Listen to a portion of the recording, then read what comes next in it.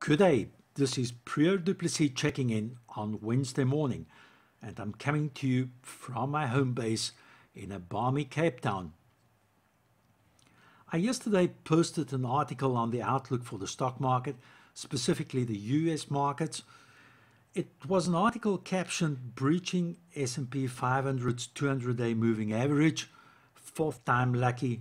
The post essentially refers to the S&P 500 taking out a spread triple top, also an inverted head and shoulders, with this being the left shoulder, the head, the right shoulder, and the neckline in this position. And then, importantly, also breaking its 200-day moving average. Now, the 200-day moving average is, of course, a key indicator of the primary trend of the stock market.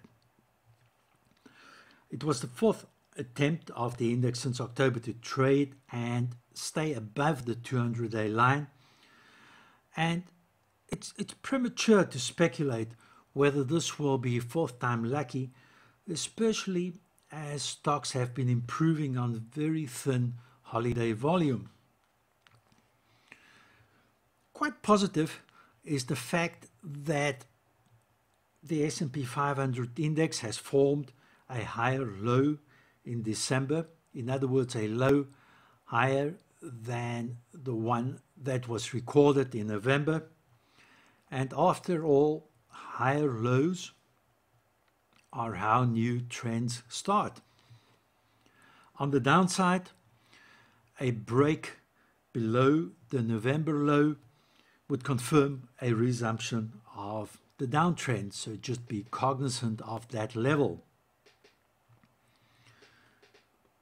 Given many market uncertainties, investors have over the past few months started placing an increasing emphasis on dividend yield, in particular on those multinational companies operating in regions or sectors that would enable them to grow dividends in the medium term.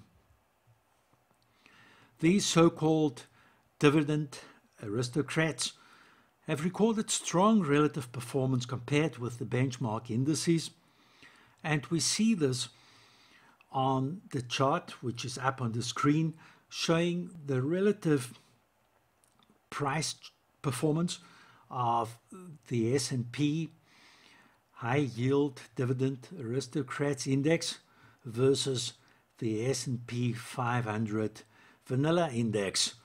And one can see that since August, the line has been trending upwards.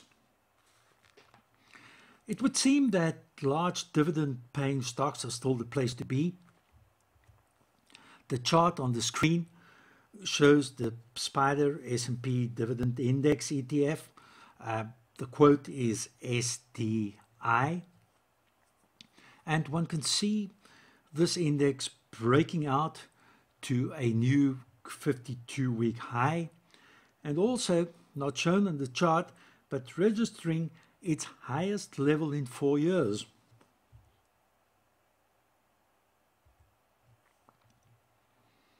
Here's another example. This is the iShares Dow Jones Select Dividend Index ETF, showing the same strength and breaking out to new highs. And just a last one to drive the point home. This is the PowerShares High Yield Equity Dividend ETF, quote PEY, also showing the same pattern. To conclude, the market behavior of the past few days has been fairly constructive, but still somewhat inconclusive. I therefore believe it's appropriate to have stock market exposure, but I will still err on the side of caution, and I will do this by favoring the dividend-paying aristocrats, or the ETFs,